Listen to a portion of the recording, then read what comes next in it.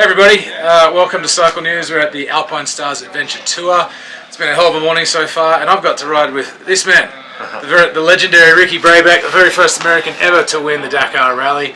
Pleasure to hang out with you, man. Yeah, likewise. It's been a quite a long journey for me, and like I said, the journey's been long, but I'm happy to be doing events like this with guys like you and seeing old and new faces. So it's been fun. Do you get out to do much adventure riding? It's a bit of a weird question because your life kind of is adventure riding in a way. Yeah, I mean, the adventure riding is, I've done I think 4 events now. This is my 4th adventure event.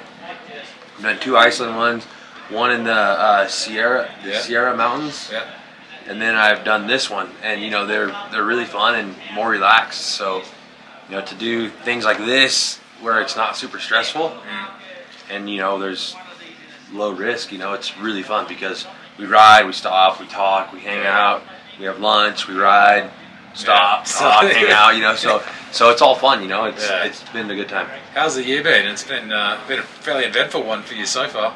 Yeah, the year's definitely been short in Dakar, but we're picking it back up. Dakar, we had a mistake and we crashed. I broke T1 and T2. I broke my neck twice before, so there's definitely hardware in my neck, but a little scary when you crash, every time. And after that, anyways, we're healed up. We did 2 rounds now. We did Dubai and Sonora Rally, so both the rounds were good. Dubai wasn't so good just because it was my first race back.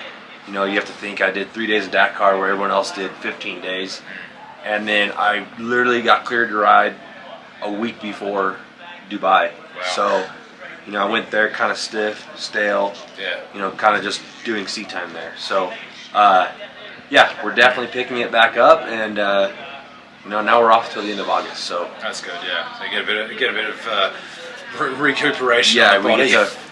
we get to recharge and work on things that the first 2 rounds, when we're slacking, we can work on them now. Yeah. So how long have you done Dakar now? How many years have you been doing it? The Dakar I've done, this was my 8th year Dakar. So how has it changed? So you obviously were there in the South American years, to now in the Saudi years. How has the race changed at all in that time, or has your perspective on the race changed?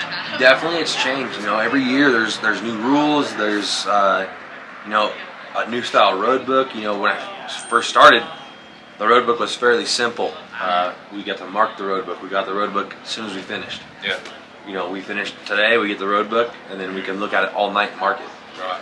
Now, or a couple years back, you're like, okay, well, we're going to figure out how to mark the road book for you. Okay. So they did that. Right. And then, we're super stoked. You were agreeing with the colors, I wasn't agreeing with the colors, vice versa. Now we're all kind of on the same page with the colors. Right. But now, the last 2 years, we'd get the road book 20 minutes before we start the special. So now it's like they literally give us the road book, and we're like, all right, cool. Okay. I guess we'll put it in our bike and go racing. And go. So you have no idea where you're going? No. And, I like it like this just because through the night you don't think about, you finish today, you get the road book today for tomorrow, you look at it for 4 hours. Now you're trying to sleep, and you're thinking about, the few spots that could be tricky. Then you're losing sleep, and it's like I said, you get the road book, you throw it in, and you're just going. Yeah, it's the same for everybody. Same for everyone, and it's fair playing field. So it's been really nice. What has the terrain difference been like between South America and? Because correct me if I'm wrong. South America, you did Chile, Bolivia, Argentina. Right. Yeah. So how is that? What's been the terrain difference between there and Saudi Arabia?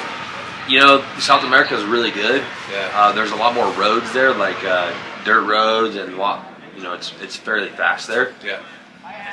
Millions and millions of people on the side, so it's really cool. Yeah. But I like Saudi a little bit more because it's more open desert, kind of like where I'm from here. In the Mojave Desert, it's more open. It's more freestyle riding. Where you're just kind of going across the valley, picking lines, and going up canyons and. It's more my style, and it's more comforting for me because I grew up racing like this, and I can go across the valley and read the terrain. Yeah. So it's definitely played in my favor going to Saudi, and you know, I feel like going to Saudi is a little bit better because there's not so many people. Yeah. Okay. We're trying to race, and there's so many people on the side. You're like, man, if I mess up and I take out, you know, 6, 7 people, it's not going to look good. It's going to hurt. Yeah. But it's a bit like the old Group B rally from the '80s kind of stuff. exactly, yes. So, you know, Saudi's, I like Saudi. It's cool. It's not close, but it's cool. Yeah. How has the championship evolved as well? Because now you've got Samoa Rally as part of the World Championship. There seems to be more emphasis now on the actual quote-unquote World Championship, whereas before it was like everyone was just going for Dakar, and then they do a select events and that afterwards. So like, you noticing there's a bit of a change of thought in that regard?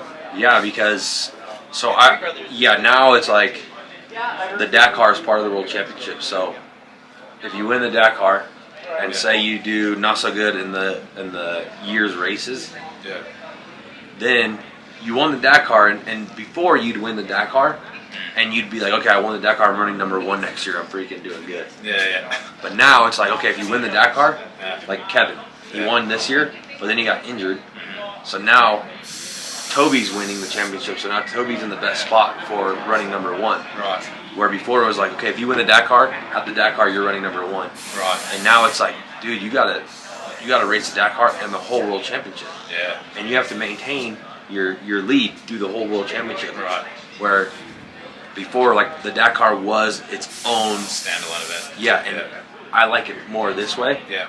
Just because it's like, man, if you win the Dakar, you get injured, or you miss a race, or you don't do so good, then you can't even run #1.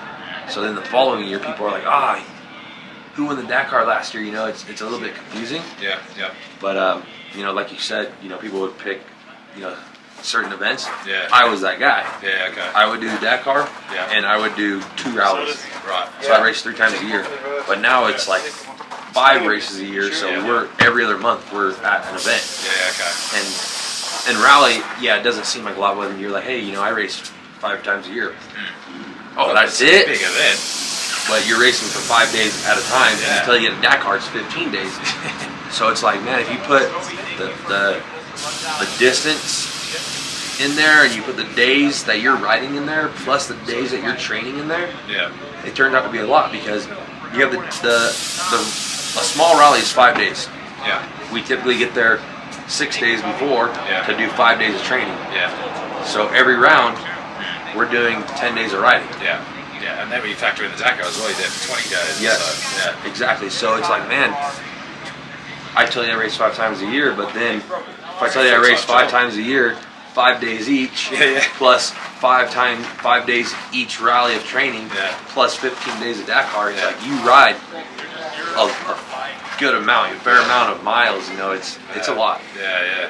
It's interesting how you say now with the championship. It's almost like in my head, I'm just comparing it to other motorsports. It's almost like Dakar is now like the Monaco Grand Prix in a way, and then there's everything else inside it. So I like the fact that it is that because it gives the identity more to the series itself. Like you have the main guys like yourself and Toby and Kevin and all those guys, and those are the guys of that championship versus like a one-off rally. Yeah, and it's crazy because it's hard to explain because the Dakar is like the 2nd of January. Yeah. So it's our first race of the year, but it's also the biggest race. So it's like, man, our last race is in October. Yeah. Then we have a couple months, and then we start back up with the biggest race of the year. So it kind of throws people off, you know, like, oh wait, well when does your year start? And it's like, well, our year kind of starts in October. Because the biggest race is in January, so we have to train from October to January like hardcore to be the best for Dakar. And there are guys like me that, you know, I don't care for the Dakar. The World Championship's cool, but the Dakar is obviously the biggest, and you want to win that one. But it's strange because I feel like if it's a championship, you know, it should be like, okay, 4 small races and then the Dakar. But it's completely reversed. So it's a little funky. What sort of training do you have to do on those? I mean, like it's kind of, I can't imagine you're changing your training program between October and January, but like what sort of training do you have to do to stay sharp? So like right now we're off until the end of August, so we have a little bit. Yeah. But August we have a rally in South America. Yeah. And after August we'll do like testing. And then October is Morocco. That's like the last round. Yeah. And then after Morocco, I don't know. I think we take probably a week or two off. Yeah. And then I typically try to do 3 road books a week. Wow. Until January. Right. So just training like that, a lot of cycling, like mountain biking and stuff, and a little bit of gym work. But seat time is always preferable. Seat time is always number one. It doesn't matter whatever if you play tennis. Going to the gym isn't going to be super beneficial. Playing actual tennis is going to be better. So it's the same in every discipline. Like seat time's number one. Yeah. So you have to factor like the gym, cycling, fun, and seat time in. But obviously seat time's going to come first. So. Yeah. Okay. Well, mate, thank you so much for Yeah, your time. thank you. That's awesome. Best of luck to you this year. Yeah. Hopefully bring it home #1. Yeah, hopefully. Happy days, mate. All Yeah, the best. thank you. Hope you guys enjoyed it, and we'll check back in soon. Thanks, guys. Cheers. Cheers.